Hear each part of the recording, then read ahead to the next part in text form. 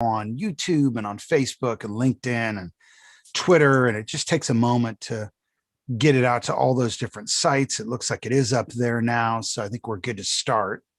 Let me just get back to my notes and we can jump right into this. Sure. Great. And let me just start the recording as well.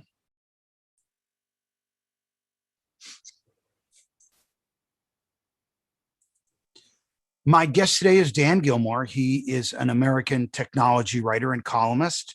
He's director of the News CoLab, an initiative to elevate news literacy and awareness at Arizona State's Walter Cronkite School of Journalism and Mass Communications. I am pleased to have him with us on this podcast. Dan, welcome. Thanks for having me. One small correction: I'm a co-founder of the News CoLab. We have a wonderful director, Christy Roschke, who is actually running it. So it has been around 10 years since I've spoken to you. Tell us about your work at ASU. Well, I went there originally in 2008 to help embed entrepreneurship into the curriculum, and a little bit after that wrote a book about media literacy from journalism perspective, and that turned into a couple of courses, and that in turn got the News CoLab going, which it focuses on the demand side of media as opposed to the supply side. And the thing that's coming up, this fall, we're launching new degree program in digital media literacy. That's many digital literacies. So we're very excited about that. It's been quite a ride. I should point out, I don't actually live in Phoenix. We live in the Bay Area. I go there in normal times frequently and work with folks there when I'm in town. But you're based now in Japan. What brings you to Japan? So I didn't want to talk about that.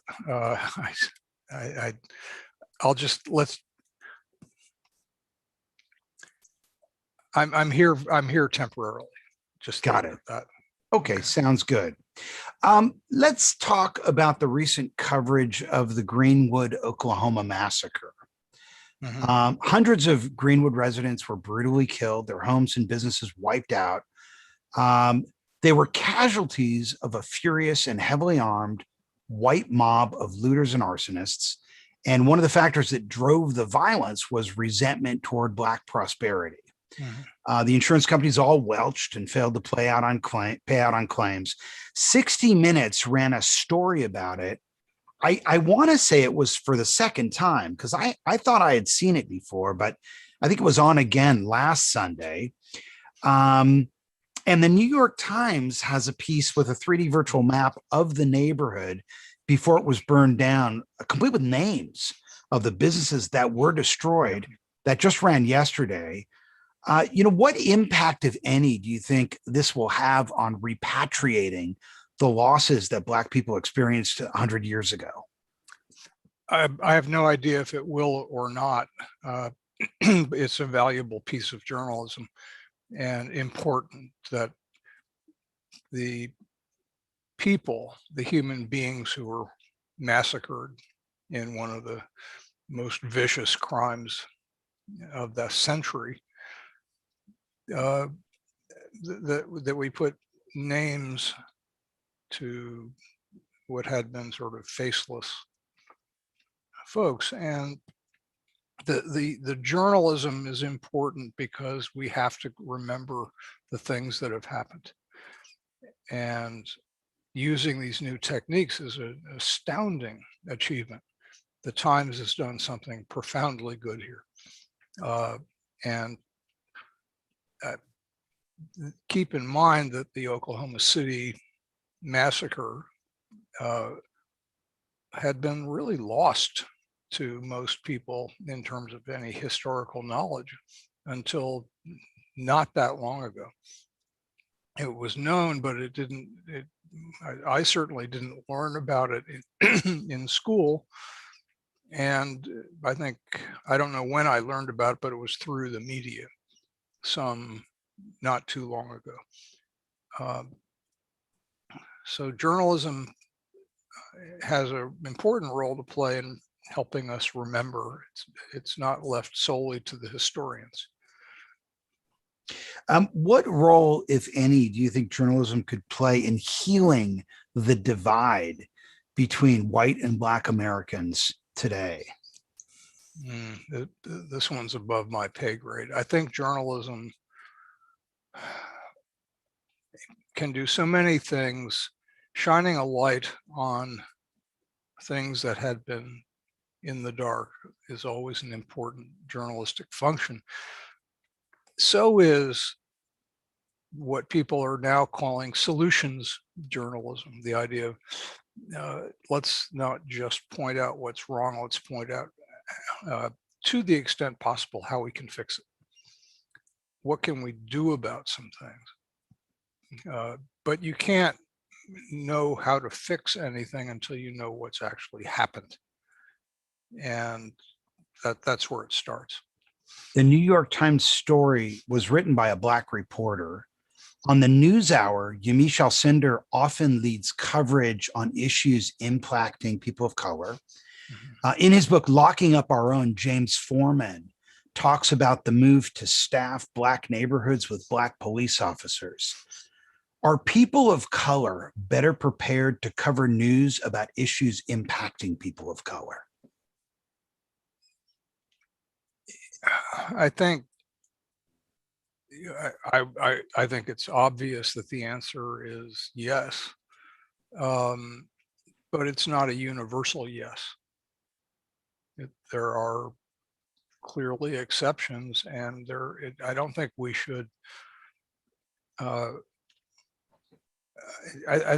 think we get onto some problematic ground if we say only people of a certain skin color can cover issues faced broadly by people of that skin color.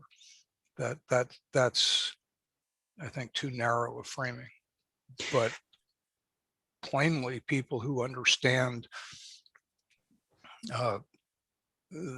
what's happening in a community are better equipped to cover the community. And that is, again, it's not this doesn't map one-to-one, but it's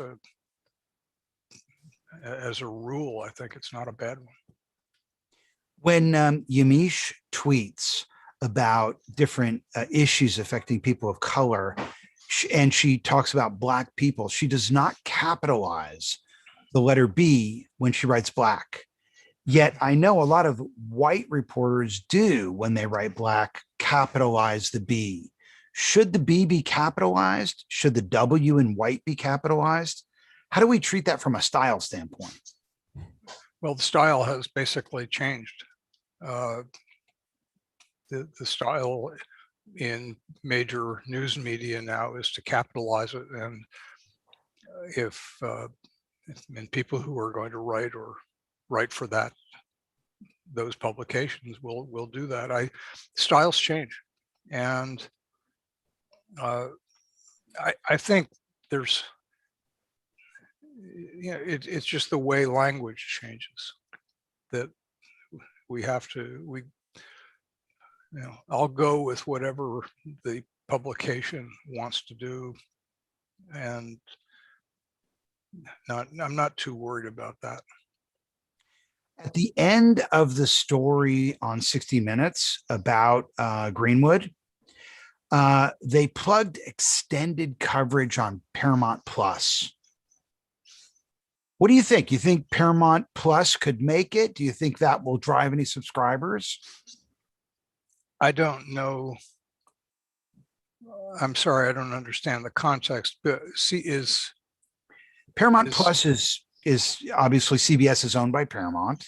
Yeah. So they're leveraging their broadcast cable footprint to try to drive subscribers to their over-the-top service, Paramount Plus. And I'm just wondering, there's a lot of people talking about whether or not they think Paramount Plus will make it or not. Obviously, Disney Plus is in the pink. TV news has been plugging its corporate parents' other stuff for a long time. And even if I think that there should be loud disclosures that these are, the same entity. And I assume there was. I haven't seen the 60 Minutes report that you're talking about. I expect now plugging of products by companies that are under the same umbrella. That doesn't surprise me or bother me particularly, as long as it's transparent. Well, they say, that for the stations, local news is one of the most profitable, things they have. And I'm just wondering if you think, a national news program like 60 Minutes has the potential to build a subscriber base for an over-the-top service like Paramount Plus. I mean, I'm sure that is a competitive edge for them. I'm sure that they can help, but your point about local stations and news is an interesting one. To the extent it might drive people away from local, that sounds like there might be some dispute among the affiliates. But as to whether these many new streaming services are all going to make it, I have my doubts. We subscribe to several, and there's some I have subscribed to for 1 month in order to watch one program, because I didn't see anything else I wanted to particularly see. So we're all learning a new kind of juggling of our TV choices, but they can't all make it. The hedge fund Alden recently bought Tribune for $633 million and delisted the company from the stock market. How do you see the deal impacting Tribune's capacity to generate news coverage moving forward? Well, if Alden does what it always does, it's going to severely harm the company's ability to do its job. And I don't have the history. I'm not aware of really Alden's past. So talk to us about that. Hedge funds are basically in the business of, I don't want to get too far into this, but I think asset stripping is kind of the nature of a hedge fund. Go in and, if not in every case, some companies don't do that, but the record with Alden's pretty clear. And read Margaret Sullivan's latest column in the Washington Post. She's written about them a couple of times. This is not a company that, from all appearances, has any concern for journalism. It has a great concern for money, and it is going to take fees and profits out as long as it can. And it finances these deals with debt. It pays itself extravagant fees. This is, hedge funds are not in the business to make communities better. I'll leave it at that. I wish that the staffs of all these news organizations would just walk out the door and start their own nonprofits, and without the debt load, I think they could compete. Given the conflicts of interest between for-profit news organizations and public news organizations, Can for-profit news serve the public interest? Sure, and it has for a long time. The difference between now and in the past is that the monopolies, and I'm talking mostly about newspapers right now, but there's kind of a local TV news cartel that's still pretty profitable. But when there was a dominant, really a monopoly local newspaper, and I should add that I was somebody who was well rewarded for being part of one in several of my jobs in the past. That's an amazing business model. Monopoly is really fun if you're the monopolist. And monopolies in news, some of them were owned by companies that cared a lot about journalism, which was great because they had all this money to do good work. Some monopoly newspapers were owned by companies that did not care particularly about good journalism, so that if it happened, it was more incidental. But the golden age, as people think of it, was certainly wasn't golden for the advertisers. They were being ripped off. It was very much a system where the price was whatever the company wanted to charge. And yes, there was a lot of great journalism, but there was also, monopolies don't do everything that you want them to do. So we're now in a time when the monopoly newspaper is dying, and the death is being hastened by the financial engineers that are taking over these companies. And we need to, I think not for profit. I think co-ops are probably the best way forward for local news, and I hope to see more of them. But there's a lot of ways to do local news, and I'm not against for-profit. I'm a capitalist. I think for-profit's a really good thing. I just don't see how it's going to work well for local news for any time in the future. Do you think it can work for cable and broadcast news in this sort of enraged to engage business model that we've arrived at? Yeah, and if I would put the word news in quotes when you're talking about Fox, for example, but tabloid style reporting has been with us for a really long time. And tabloid newspapers were generally more profitable than what people called the more serious newspapers. So that style of media has always had an audience, probably a bigger one than what we want to think of as serious journalism. That plays out on TV too.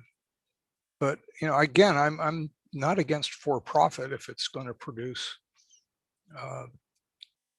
good work, and I'm not going to be against the market economy, which I think works better than a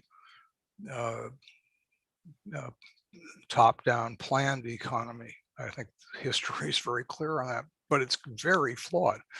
The fact that that capitalism as it's practiced in the United States allows for the kinds of things that hedge funds do strikes me as a bug, not a feature, and that we can fix. Given the current politically polarized situation that we're in the U.S., is there a market for cable broadcast news that genuinely considers both sides of every issue? Two points on that. First, there's almost never two sides to any issue. There are multiple interests and angles on everything. And there's also almost never two even close to equally compelling sides to where the factual arguments line up and you can make a choice that's a tough choice. That's pretty rare. And we've taken in journalism two sides to mean, and I'm sad to say this, that journalism norms have morphed into covering two sides of issues when one of them is lying, as if they were both equally interesting and valid. That's changing, I think, now as journalists realize that they've been basically they've been hacked by the liars to do their bidding. But there's so much journalism has to relearn about what its job is, and covering two sides is just of everything as if it's the real world is one of the big problems. To answer your direct question about is there room for a cable news program and whatever cable is becoming, because cable is shrinking fairly rapidly. Yeah, I think there's plenty of room for news that has several characteristics. One, they do the homework. They find out a lot more than they end up reporting. They do it accurately. They do it fairly. They're independent of, to the extent possible, of outside influence. And they don't pretend that there's no worldview that human beings might have, but they're transparent about what they do. And that, a report might be make it impossible for you to know what the people reporting think about it. I think that kind of journalism has great value, but I also think that right now we're not seeing a lot of people think there's much financial value. But I don't think it's impossible to do this.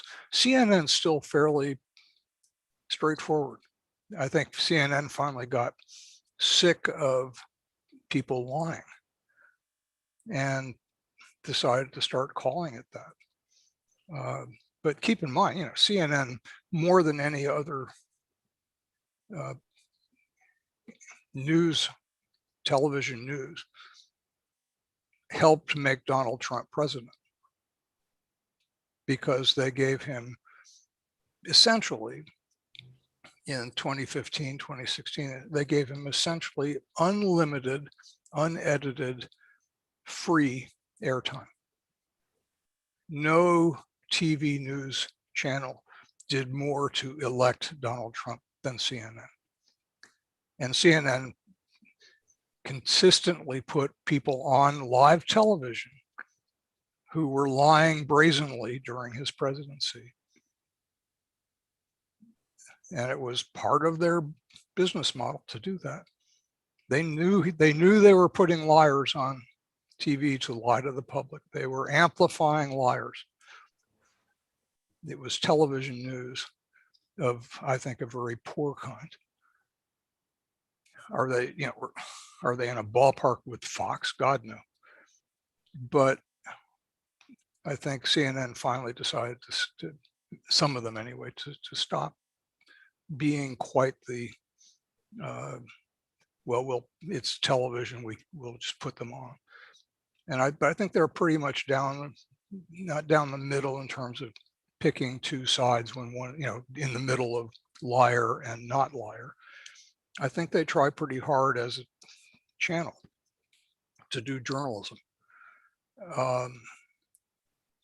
So there is plainly room for that. but they're now, the right wing wants you to think CNN is a left wing operation, which is just silly. I want to see more journalism. I want to see advocacy journalism that states clearly what the worldview is, because there's a long and very great history of advocacy journalism. The problem today is that people are advocates and don't tell you their worldview clearly, and they should. I have no problem with advocacy as long as people are being accurate and hopefully accounting for what other people who disagree would say.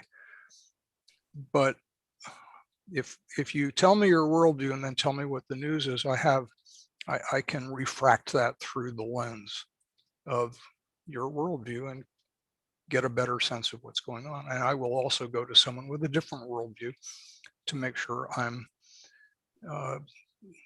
triangulating on reality as much as possible. It's a little more work for me, but it's worth it. Florida Governor Ron DeSantis signed a bill on Monday that aims to bar internet companies from deplatforming political candidates in the run-up to elections and make it easier to pierce the Digital Millennium Copyright Act and sue social networks for their actions, for the actions of their users.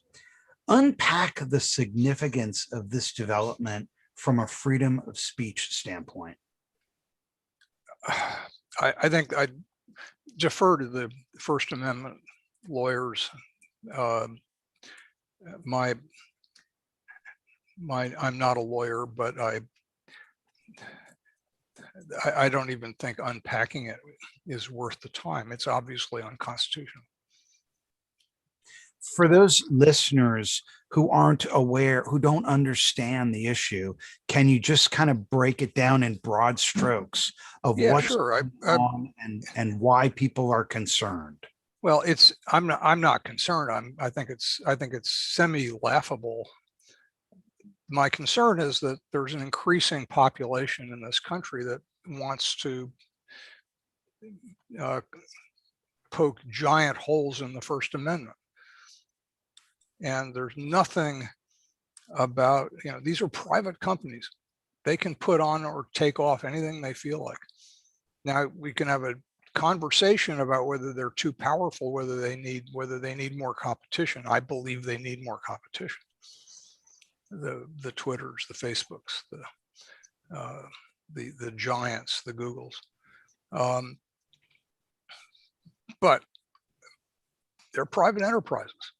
And to say that they have to,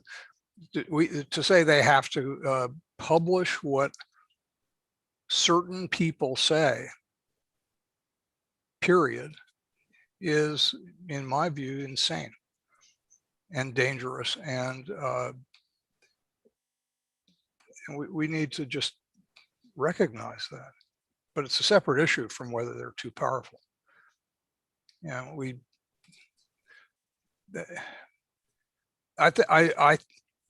I don't read minds very well, but I would suspect that DeSantis and his advisors and some of the legislators know perfectly well that this is ridiculous constitutionally, and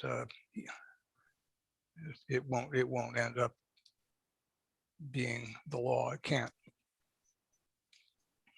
So try to, they can just try to enforce it. I think that'll be really amusing. So, given the dominance of Facebook and Twitter at this point, and the fact that they really have not been regulated, there is no competition, you don't hold any stock in the argument that, somehow it's the public square, they should be regulated, and, they should not have the ability to deplatform a political candidate in the run-up to an election.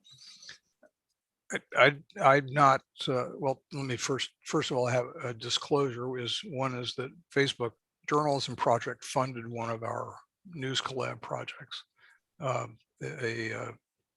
an open online media literacy course that's still running.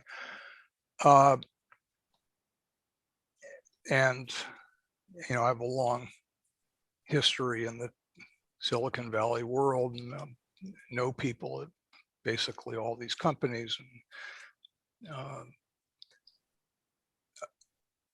I have deep misgivings about big, whether it's no matter where it is, big corporate, big government, big everything. Because I have misgivings about power, people who have too much of it. But I have even bigger misgivings about censorship and government ordered actions that tell private enterprises and private people what they can do or what they can't do when it comes to speech. So while I would like to see the antitrust system better used to provide more competition so that there are many public squares with interoperable networks so that we can take our conversations wherever we want, I think it's abhorrent to suggest that we regulate the speech, that legal speech that goes on. And I'm not comfortable at all with what happens and what has happened with the social networks and the way they've been abused, sometimes with the either inadvertent or deliberate collaboration of the companies. That's really scary stuff. But I'm deeply, deeply ambivalent about the notion of regulating speech. I just think it's a bad idea. Given the sort of steady stream of misinformation that we've seen from the right-wing broadcasting and cable news media landscape, is there a way we can get media on the same page, not necessarily with respect to what to do about the issues, but at least with respect to the issues and what they really are? Can you see a way to get us to an environment where at least we're talking about the same issues and not past each other about what the issues actually are? Well, not all. No, we're not going to get all of us anywhere near that. There's a substantial portion of the population of the United States that is not interested in what's true, except what their leaders tell them is true. And I don't think that Rupert Murdoch cares what's true. I think Rupert Murdoch cares about money and power. And Fox News, and I put it in quotes, is never going to be a responsible organization from my perspective. And that's the thing that I wish that we could do something about with them, is require the aggregating companies like cable and others that make you pay for Fox News. If you have a cable subscription or satellite or YouTube, the over-the-top thing, where they rebundle all the TV, you're paying for Fox News, whether you want to or not. It's the old argument. People who didn't care about sports never really liked spending money on ESPN every month. But the only way, I think the only thing that's going to do anything about the Fox Newses of the world is financial pressure. And I don't like paying for them. So we don't have cable.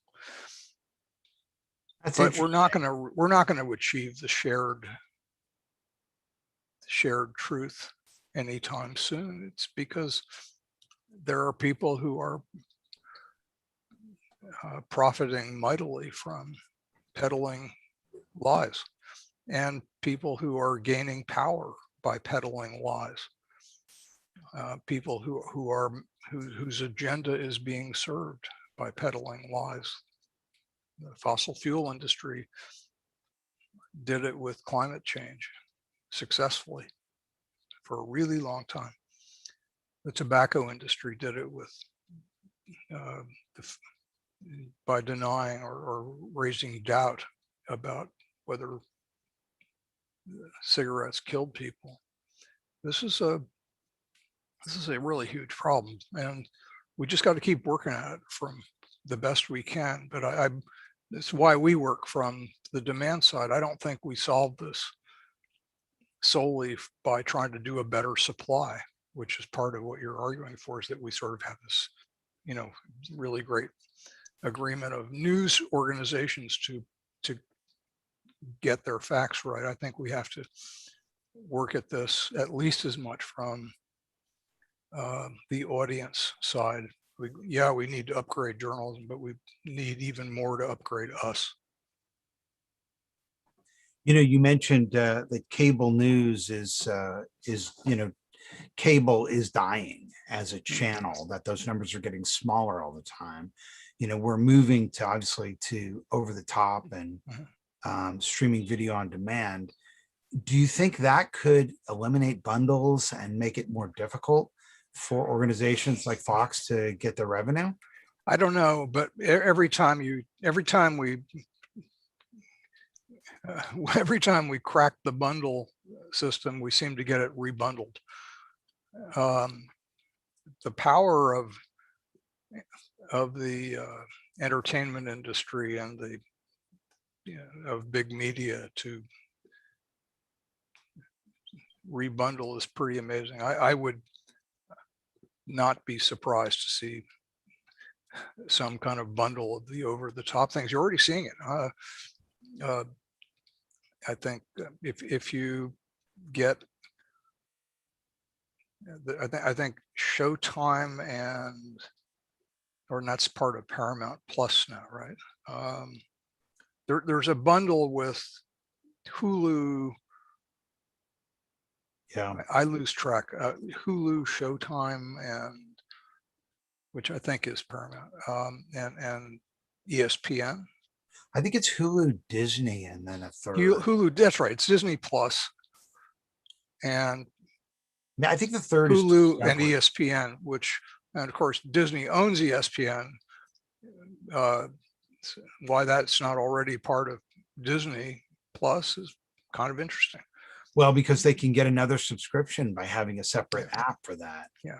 And, you can't watch your ABC local news on Disney Plus because that would be, that would annoy the local TV affiliate. There's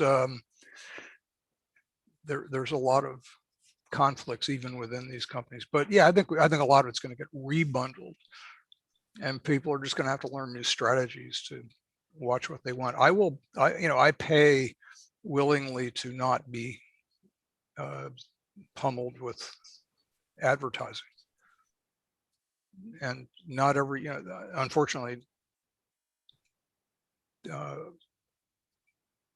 fortunately for me, I'm in a financial position where I can do that. Not everyone can.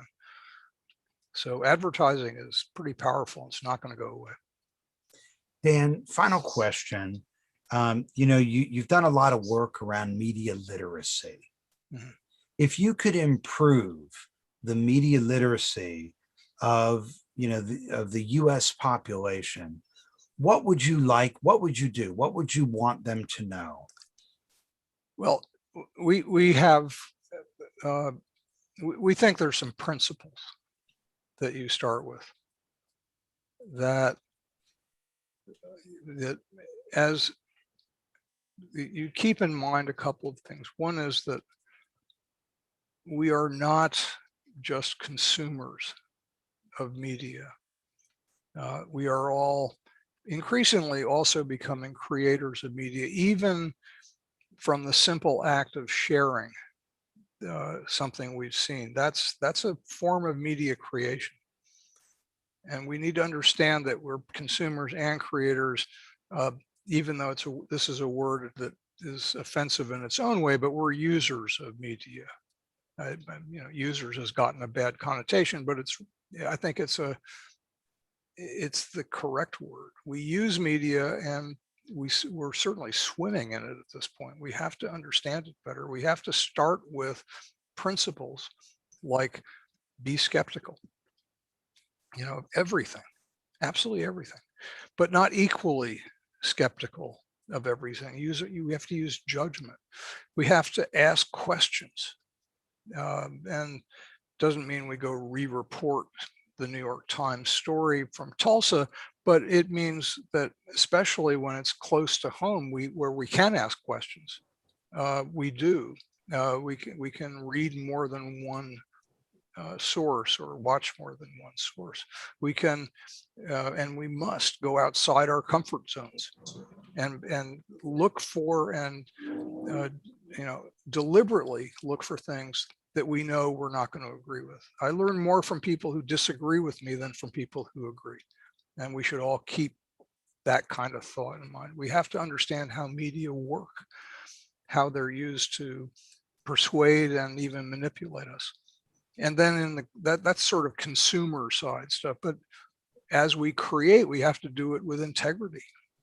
We have to, if we want to be trusted, we should do our media creation, starting with sharing, in a way that earns trust, and all kinds of things involved in that. But people, if people do nothing but have healthy skepticism, but apply judgment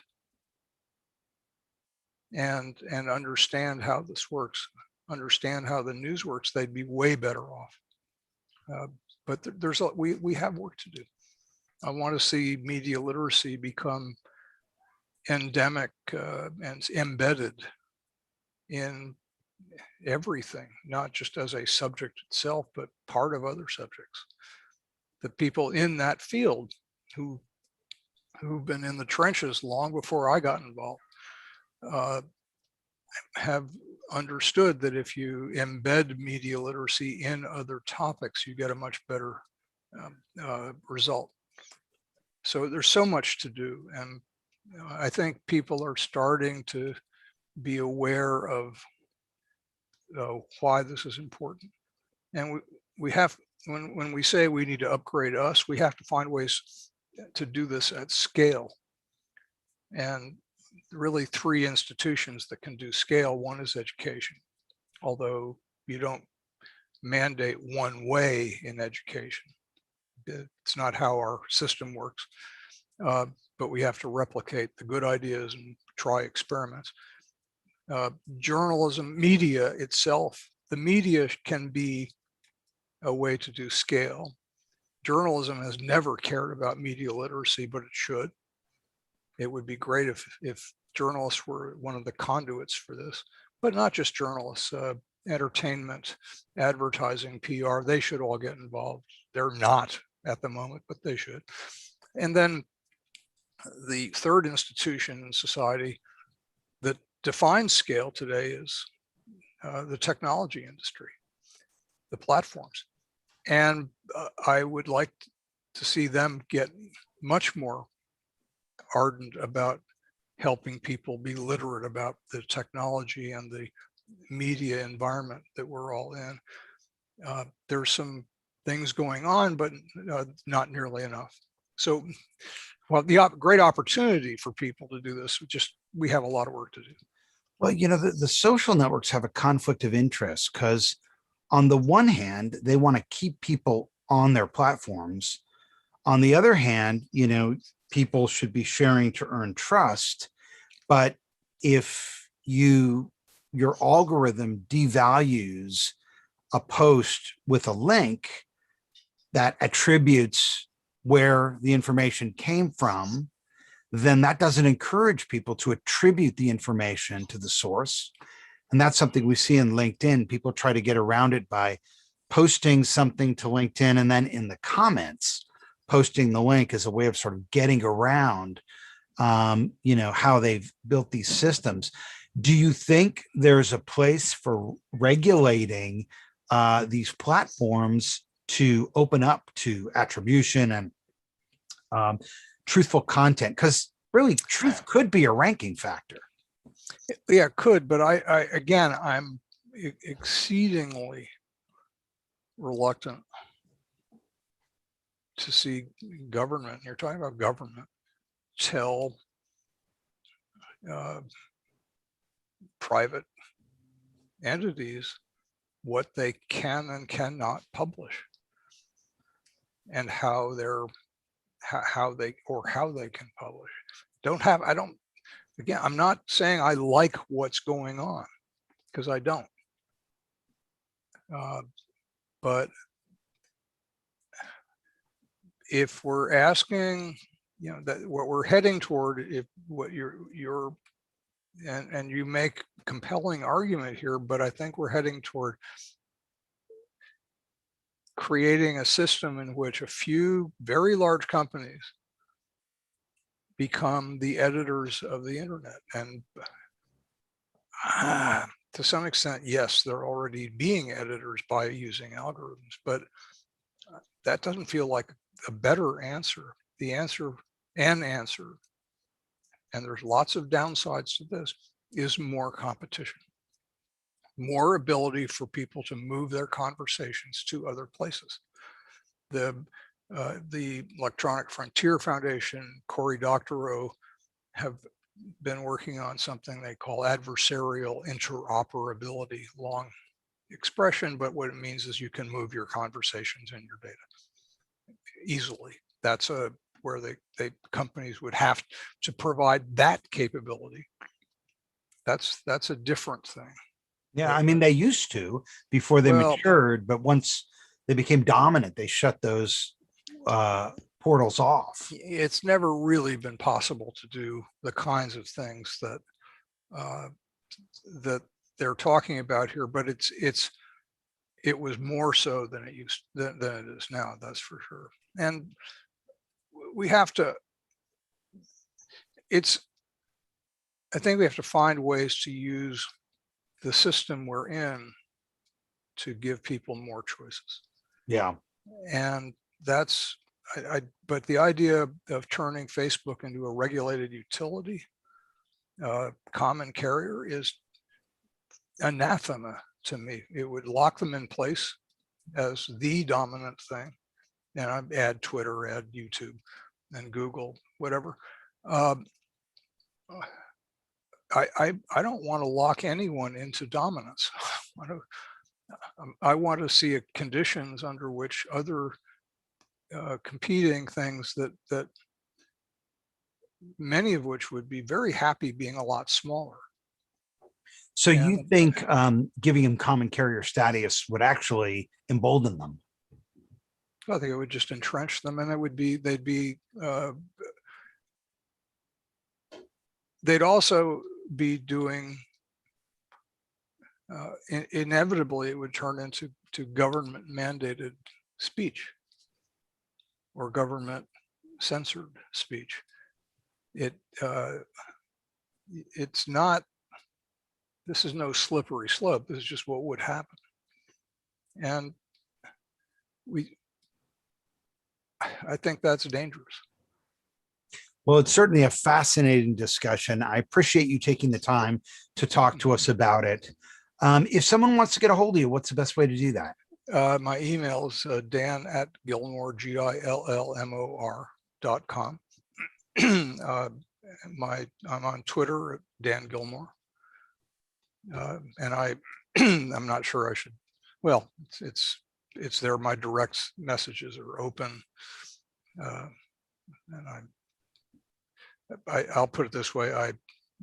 I block trolls instantly. I don't have time for trolling or for being trolled, but I love to hear from people. And Got it. I also love to hear from people who want to tell me what I'm missing, why I might be wrong about something. That's really important to me. So if you think any of what I've just said was ridiculous, let me know why. Dan Gillmor, thanks for joining us. Thanks for having me.